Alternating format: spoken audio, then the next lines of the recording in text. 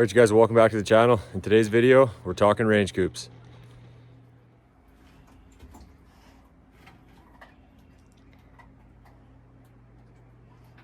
So I got a spare minute today.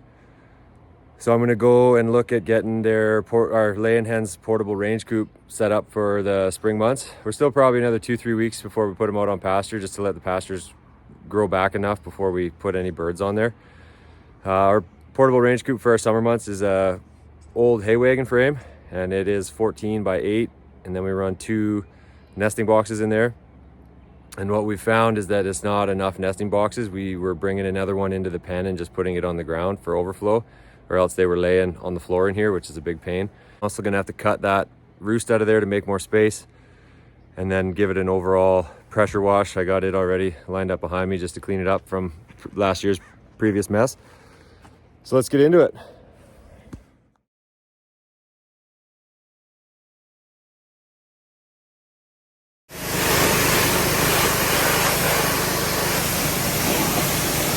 All right, well, the first thing that we're gonna try and do is get these nesting boxes off. They're pretty well beat to heck. Like, these rivets popped out on these in between, so there's not much left holding it together, and then the only way for me to rivet it back together is from the back side. So I think what we'll do is we'll undo the 3 leg bolts on each of these, and we'll pull them right out, have a better look at them, and if they're too thundered, I'll just use different ones. I have a bunch on site.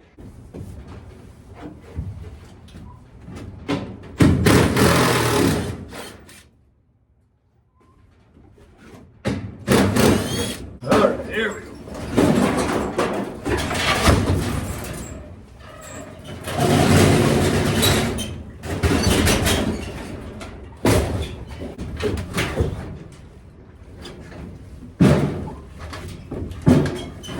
You can kind of see here how all of the rivets at the back have all let go. By no means were these new when I put them in. Like I kind of mentioned, I split them all. So I bought a bunch of rivets, but you can see that when it took a tumble, basically busted it all up. And I needed to take it off because you got to access it and punch them in all from the back.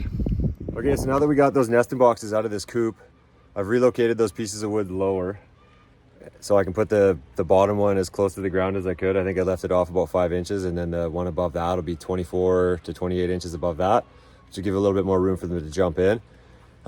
Originally I wasn't going to redo these just because they were so thundered, but I ended up finding an entire bag of rivets.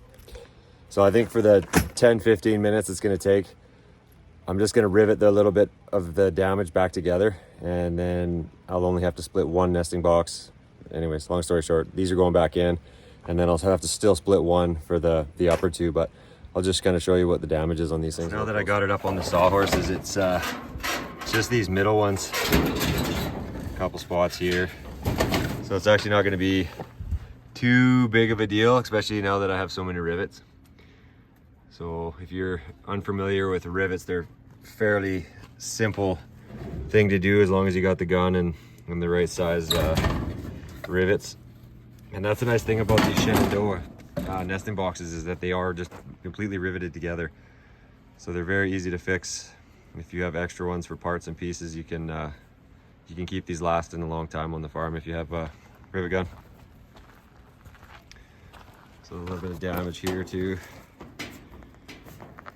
So for the most part, all you're going to be doing is just going on the backside where it's flat, and then you need to find a drill bit that's big enough to drill that out, that's the same size hole as the rivet, so that you don't make it bigger.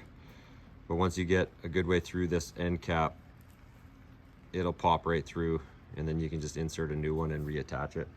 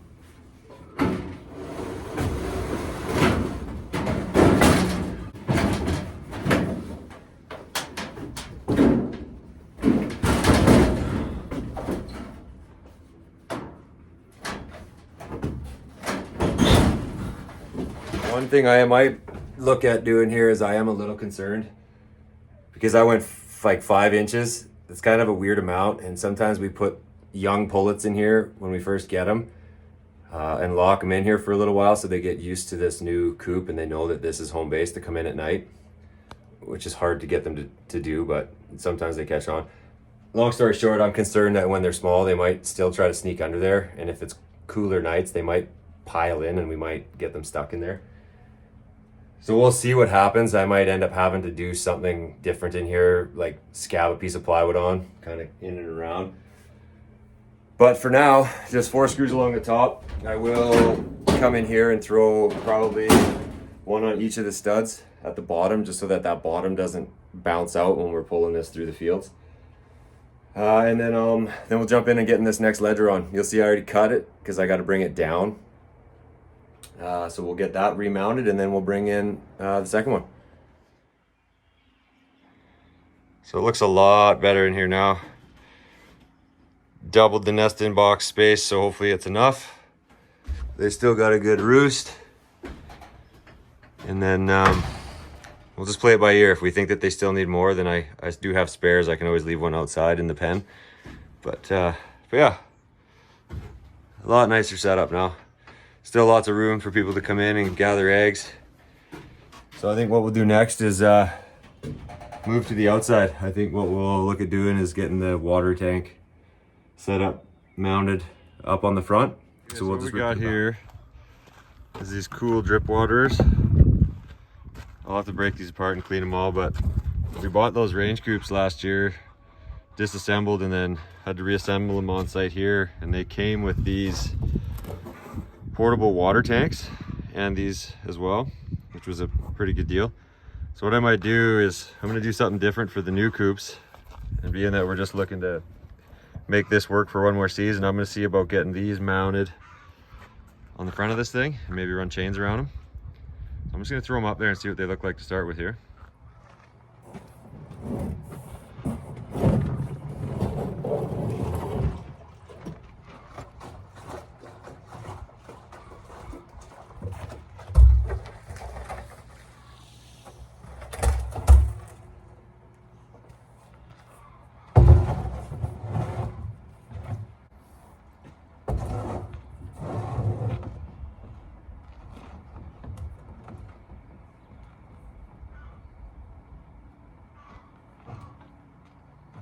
So this is kind of what I'm thinking here.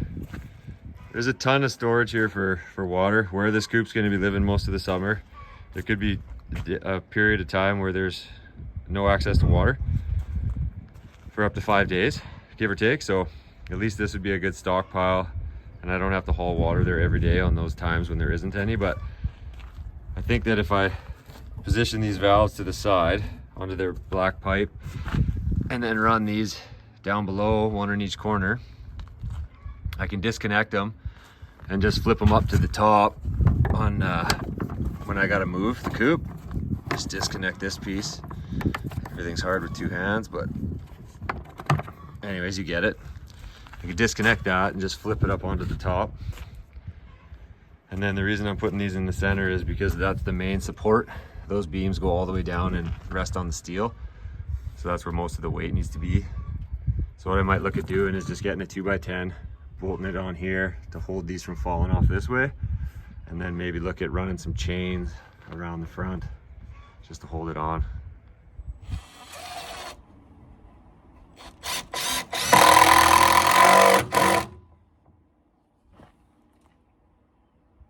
So I think what I might do here is I might take a 2x4, cut it in tight, and then screw it into this main 2x4 here,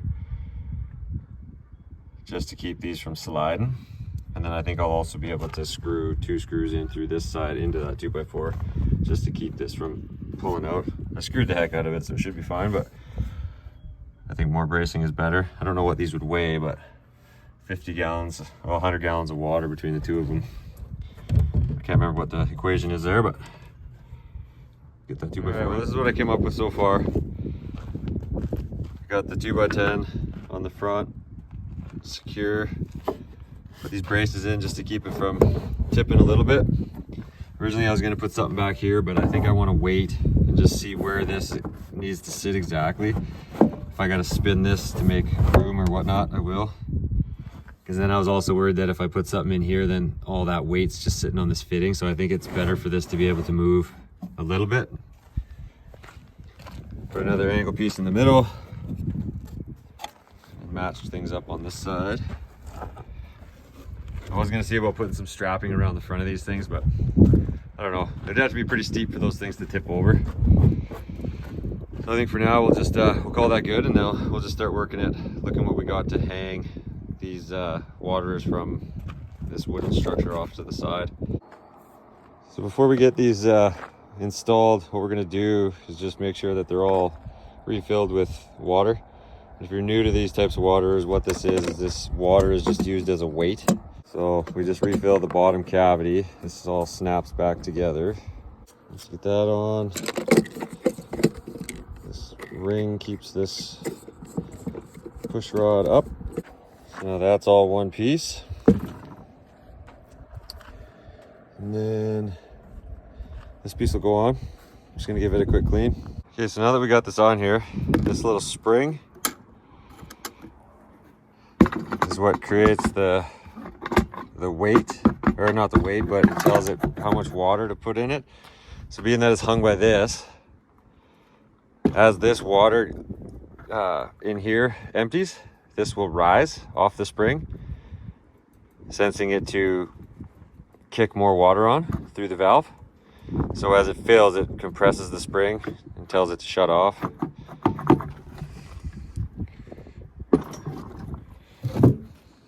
And the white piece goes on, and then this is where we'll do all of our adjustments to say how much we want this to be filled. You can fill it 1/4 inch, 1/2 inch, or right to the top before it shuts off.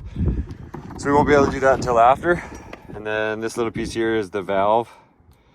So as this goes up and down on the spring, it pushes this, which then opens the valve to allow water from the blue tanks to come into it. So we'll also get this quickly cleaned up, and then we'll see what we got to hang with. So now these valves, spring-loaded valves, are a good design, but they run this screen on the inside here, which I get the concept, but being that we run well water and sometimes you're going to get debris in there, this will get plugged up and it actually won't allow anything to flow through into the waterer. So for the most part, I usually remove these. You can leave them in, but I've just had nothing but bad luck with them, so I just take them right out.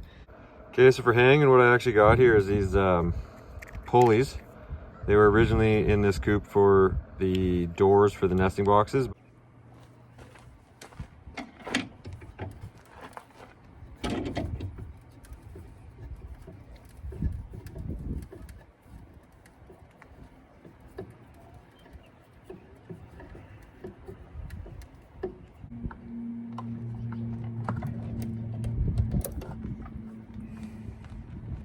Just like that. And then depending on the grade, we can raise it or lower it. So I think that'll work all right. So then this piece just turns in and locks.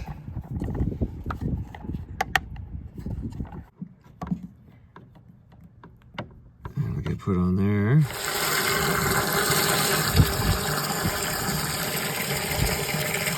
Alright you guys, I think that's going to be a wrap on today's video. We got the waterers all mounted up, so those are good for the season. And then the nesting boxes was kind of the main thing. I know originally this started as a whole rebuild, but that changed very fast. So we're going to try to get it through for one more season, and then maybe come this fall, we'll strip it all down. So this little watering system here is a bit of a prototype. If this works well, I'll see about doing this on the next one too, with a bit better reinforcement. But for now, that's it. So thanks again for watching. Make sure to like and subscribe, and we'll see you in the next one.